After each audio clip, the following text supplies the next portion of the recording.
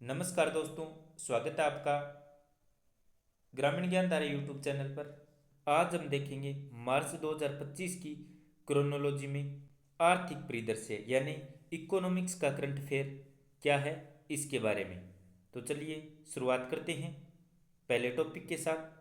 मौद्रिक नीति की 2024-25 की अंतिम द्वैमासिक समीक्षा में रेपो दर में 0.25% की कटौती की गई। भारतीय रिजर्व बैंक की मॉनेटरी पॉलिसी कमेटी इसने रेपो रेट में कटौती कर दी, कितनी? 0.25% की। और अब रेपो रेट कितनी हो गई है? 6.50% से घटकर 6.25%। भारतीय रिजर्व बैंक के नए गवर्नर संजय मल्होत्रा की अध्यक्षता में यह पहली मौद्रिक नीति समीक्षा है। संजय मल्होत्रा ने 11 दिसंबर 2024 को आरबीआई के गवर्नर के रूप में अपना पद ग्रहण किया था। साथियों, आप नीचे कमेंट में बताइए संजय मल्होत्रा कितने नंबर के गवर्नर बने हैं। रेपो रेट में यह कटौती 5 वर्ष बाद की गई है, इससे पहले 2020 में की गई थी।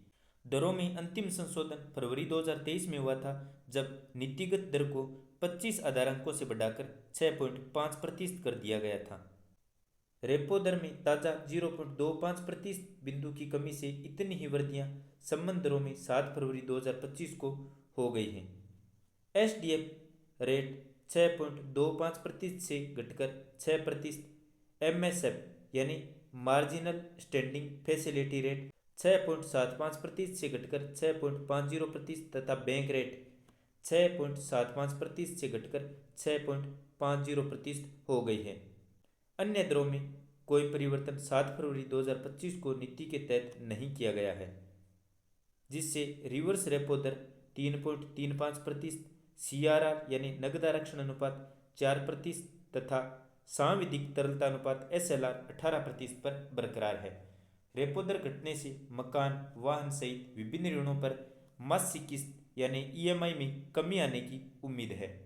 इसके साथ ही आरबीआई ने वित्त वर्ष 2026 के लिए देश की विकास दर 6.7% रहने की उम्मीद व्यक्त की है। आरबीआई ने वित्त वर्ष 2024-25 के लिए उपभोक्ता मूल्य सूचकांक सीपीआई मुद्रास्फीति का अनुमान 4.8% पर रखा है, जो 2025-26 में घटकर 4.2% होने की संभावना है।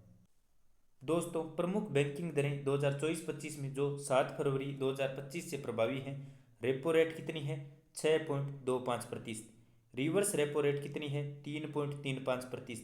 एसडीएफ यानी स्टैंडिंग डिपॉजिट फैसिलिटी कितनी है? 6%। एमएसएफ यानी मार्जिनल स्टैंडिंग फैसिलिटी रेट कितनी है? 6.50%। बैंक रेट कितनी है? 6.50%। सीआरआर यानी नगद आरक्षण अनुपात कितना है? 4%। एसएलआर यानी सांविधिक तरलता अनुपात कितना है? 18%। साथियों, मौद्रिक नीति की समीक्षा में इतना ही। अब बढ़ते हैं अगले टॉपिक की तरफ, जिसका नाम है बैंकों के लिए खास डोमेन में नेम बैंक डाटा इन। तो बैंक डाटा इन क्या है? रिजर्व बैंक ने साइबर सुरक्षा के खतरे की जांच के लिए भारतीय बैंकों का विशेष इंटरनेट डोमेन नाम रखने का निर्णय लिया है। यह निर्णय 7 फरवरी 2025 को लिया गया। इसके अनुसार भारतीय बैंकों का विशेष इंटरनेट डोमेन नाम होगा बैंक.इन तथा गैर बैंकिंग वित्तीय संस्थानों के लिए क्या होगा? FIN.in। तो बैंकिंग के लिए नाम होगा बैंक.इन और गैर बैंकिंग के लिए FIN.in होगा। बैंक.इन के लिए पंजीकरण अप्रैल 2025 से शुरू होगा और इसके बाद गैर बैंकिंग वित्तीय संस्थाओं के लिए FIN.in की शुरुआत होगी, यानी बाद में इनका पंजीकरण किया जाएगा। आगे बढ़ते हैं अगली खबर की तरफ। भारत बना डिजिटल पायलट लाइसेंस शुरू करने वाला विश्व का दूसरा देश। साथियों, केंद्रीय नागरिक उड्डयन मंत्री कौन है? राम मनोहर नायडू। इन्होंने पायलटों के लिए EPL यानी इलेक्ट्रॉनिक कार्मिक लाइसेंस 20 फरवरी 2025 को लॉन्च किया। इस पहल की शुरुआत से भारत अंतर्राष्ट्रीय नागरिक उड्डयन संगठन यानी ICAO से मंजूरी मिलने के बाद डिजिटल पायलट लाइसेंस लागू करने वाला दूसरा देश बन गया है। पहला देश कौन सा है? चीन। पारंपरिक भौतिक लाइसेंस की जगह अब EPL डिजिटल प्रारूप में उपलब्ध होगा, जिसे EGCA मोबाइल एप्लीकेशन के माध्यम से एक्सेस किया जा सकेगा। तो पहली EPL धारक कौन है? संस्कारदानी जबलपुर मध्य प्रदेश की 22 वर्षीय ईशिता भार्गव ने देश का पहला इलेक्ट्रॉनिक पर्सनल लाइसेंस हासिल करके नया कीर्तिमान रचा है। यानी संस्कारदानी जगह है जबलपुर मध्य प्रदेश में, यहाँ की रहने वाली ईशिता भार्गव है। इन्होंने EPL लाइसेंस सबसे पहले प्राप्त किया है और इनकी उम्र कितनी है? 22 वर्ष। साथियों, मोबाइल निर्माण में पहला देश कौन सा है? चीन और दूसरा भारत। सड़क नेटवर्क में पहला देश कौन सा है? USA और दूसरा देश कौन सा है? भारत। ये भी दोनों डाटा याद रखना। तो अगली न्यूज में है फ्यूचर ब्रांड की वैश्विक रैंकिंग में रिलायंस दूसरे स्थान पर। मुकेश अंबानी के नेतृत्व वाली देश की सबसे बड़ी कंपनी रिलायंस इंडस्ट्रीज ने फ्यूचर ब्रांड इंडेक्स की वर्ष 2024 की वैश्विक सूची में दूसरा स्थान प्राप्त किया है। पिछले साल इस सूची में रिलायंस 13वें स्थान पर थी। इस प्रकार कंपनी ने वर्ष 2024 में कुल 11 पायदानों की छलांग लगाकर दूसरा स्थान हासिल किया है। कंपनी ने फ्यूचर ब्रांड इंडेक्स 2024 में यह स्थान हासिल कर इस मामले में Apple, Nike, Walt Disney, Netflix, Microsoft, Intel, Toyota जैसे बड़े ब्रांडों को भी पीछे छोड़ दिया है। रिलायंस एकमात्र भारतीय ब्रांड है जिसे इस सूची में स्थान मिला है। साथियों, फ्यूचर ब्रांड सूचकांक क्या है? तो यह PwC की बाजार पूंजीकरण के लिहाज से शीर्ष 100 कंपनियों का एक मूल्यांकन है। इसमें ब्रांडों को लेकर धारणा और उसकी मजबूती के नजरिए से मूल्यांकन किया जाता है।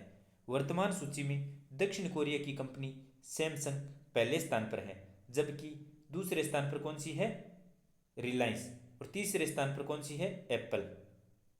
2014 में शीर्ष 10 ब्रांड में से 7 अमेरिका के थे, किंतु 2024 में इसमें 4 ब्रांड अमेरिका के, 5 एशिया प्रशांत और 1 पश्चिमी एशिया से है। आगे बढ़ते हैं अगली खबर की तरफ। बीमा ASBA। तो भारतीय बीमा विनियामक और विकास प्राधिकरण ने लाइफ और हेल्थ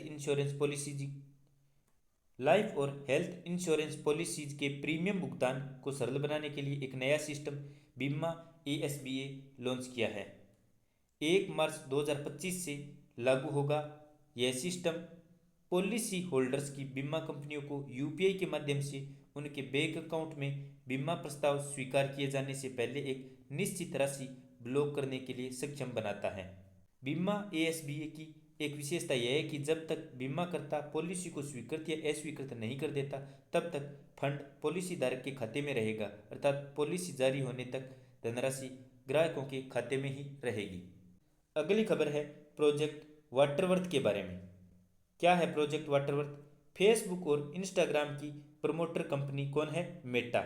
इसने दुनिया के 5 महाद्वीपों को समुद्री इंटरनेट केबल के जरिए कनेक्ट करने की योजना बनाई है और इसी योजना को या इसी प्रोजेक्ट को प्रोजेक्ट वाटरवर्थ कहा गया है। मेटा द्वारा प्रोजेक्ट वाटरवर्थ की घोषणा 13 फरवरी 2025 को की गई, जिसके तहत भारत और अमेरिका को समुद्र के अंदर 50,000 किलोमीटर की लंबी केबल से जोड़ा जाएगा। इस परियोजना का केंद्र हिंद महासागर होगा, अतः मेटा ने भारत को अपने इस बड़े समुद्री प्रोजेक्ट में शामिल करने की घोषणा की है। अगली न्यूज में चर्चा में रहा है दतिया हवाई अड्डा। दतिया हवाई अड्डा मध्य प्रदेश का 8वां सार्वजनिक हवाई अड्डा बन गया है। साथियों, आप कुछ प्रश्न हैं उनके उत्तर बताइए। भारतीय स्टेट बैंक ने वित्त वर्ष 2024-25 के वित्त वर्ष 25 में भारत की GDP वृद्धि कितनी रहने का अनुमान लगाया है? सही उत्तर होगा 6.3%। अगला प्रश्न, वित्त वर्ष 2025 में 1 अप्रैल 2024 से 10 फरवरी 2025 के बीच शुद्ध प्रत्यक्ष कर संग्रह 14.7% से बढ़कर कितना हो गया है? सही उत्तर होगा 17.8 लाख करोड़ रुपए। अगला प्रश्न, भारतीय रिजर्व बैंक ने नए गवर्नर संजय मल्होत्रा के हस्ताक्षर करने वाले किस मूल्य वर्ग के बैंक नोट जारी करने की घोषणा की है? सही उत्तर होगा 50 रुपए के। अगला प्रश्न, भारत सरकार ने भौगोलिक संकेत GI प्राप्त किस फसल की किस्मों के निर्यात को बढ़ावा देने के लिए नए हार्मोनाइज्ड सिस्टम ऑफ नोमेनकल्चर यानी HSN कोड विकसित करने की पहल की है? सही उत्तर होगा चावल।